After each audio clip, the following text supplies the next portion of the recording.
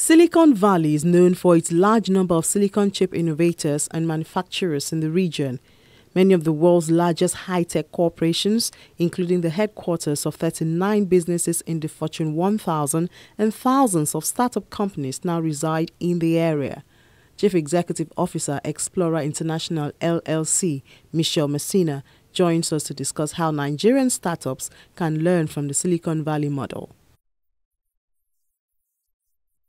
I think Silicon Valley has a history, a 50-year history actually, of refining the model of creating and growing startups. I think there's two factors that really help Silicon Valley be what it is. First is from a cultural perspective, we have a tremendous amount of diversity there. So 50% of the population in Silicon Valley is born in another country. So you have people from all over the world that come there to build their companies. And that diversity also creates a lot of different languages and business practices and things like that. So diversity is a big factor.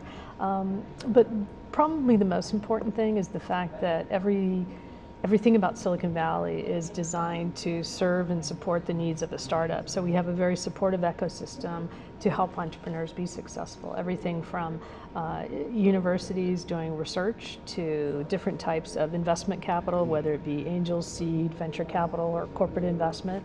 We have large corporations that buy from startups. We have universities that attract students from all over the world. We have service providers that are very specialized in finance, law, tax, marketing, sales, etc. to allow the startup to focus on their core mission. They've got service providers to take care of the other functions.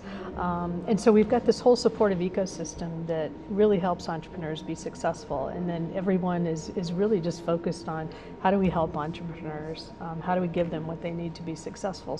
But we've refined this model over 50 years.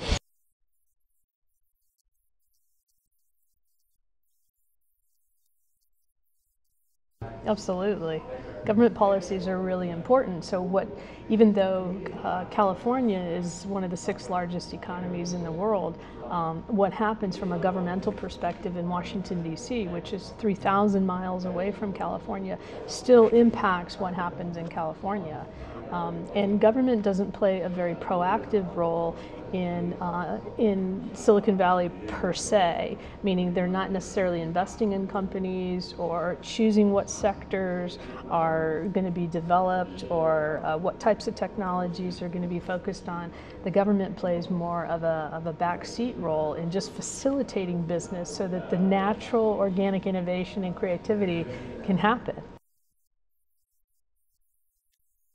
Well, I think that Nigeria is in a very critical transition point in pivoting from natural resources to an ICT or a knowledge-based economy.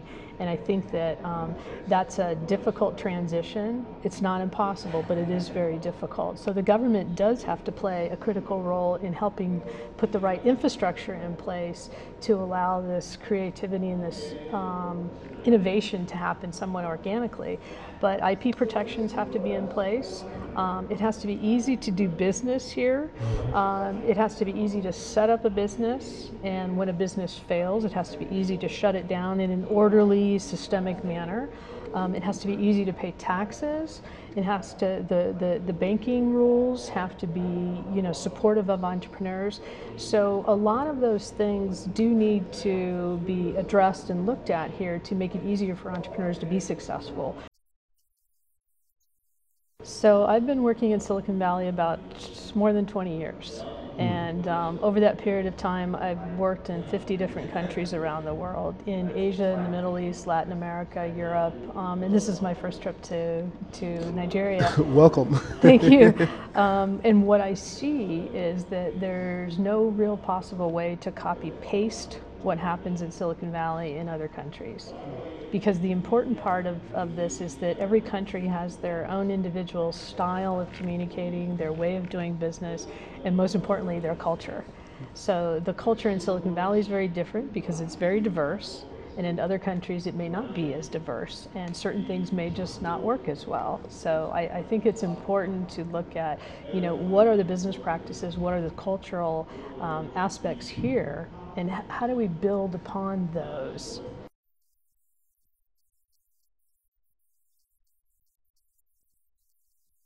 So this book, we just released it in April of this year, and it's available on Amazon. The main lessons are trying to help people understand how Silicon Valley is organized, so the what of Silicon Valley, and then the second part of it is the how of Silicon Valley. So how do things work there? How do we network to the right people when we need connections, which most of the business that gets done in Silicon Valley is all about who you're connected to and who you know. So how do you effectively develop a presentation deck? For example, if you're going to pitch for 2 minutes, 3 minutes, or 5 minutes, what are the right things you should have in your presentation? How do you raise venture capital? What are some of the steps that you need to look at long before you actually start the process? How do you actually look at your overall fundraising strategy to figure out what are the right things that need to be put in place?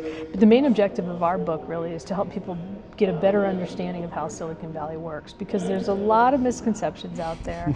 There's a lot of half-truths about what happens there. Would you share some of them? Sure. There's a lot of people that believe that it's easy to just meet with people like Mark Zuckerberg and get $1 million. or meet with the founders of Google. It's a lot of people come to Silicon Valley from other parts of the world, and they think it's very easy to go and raise $1 million.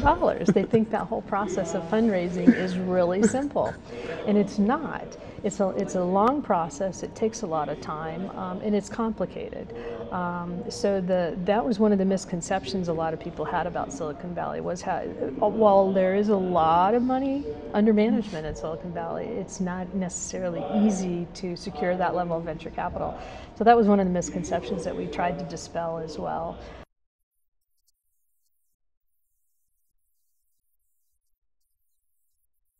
Absolutely.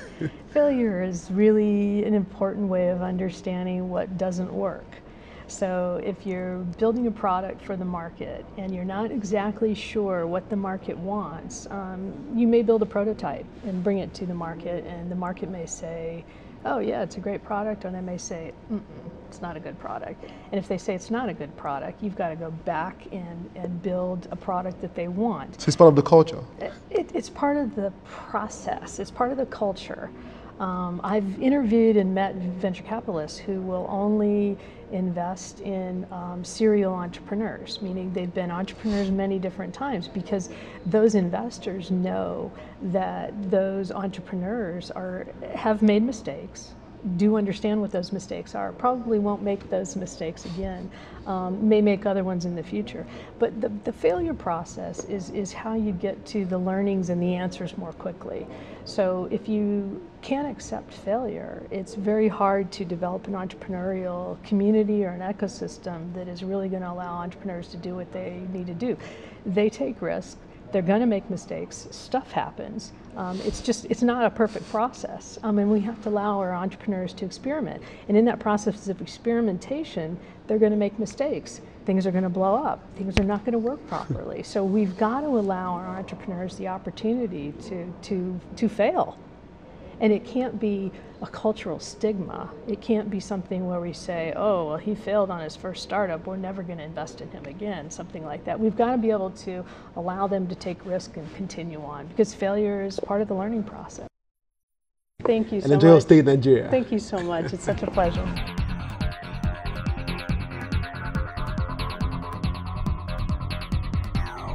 We've come to the end of today's show. Always remember, technology is an enabler, and it's your responsibility to make it work for you. Do follow us on social media. You can watch these and previous editions of the show on the Channels TV YouTube account or via my blog, techsmart.ng. Happy New Year from all of us at Channels Television. For Tech Trends, I am Chukwemeka Agbata.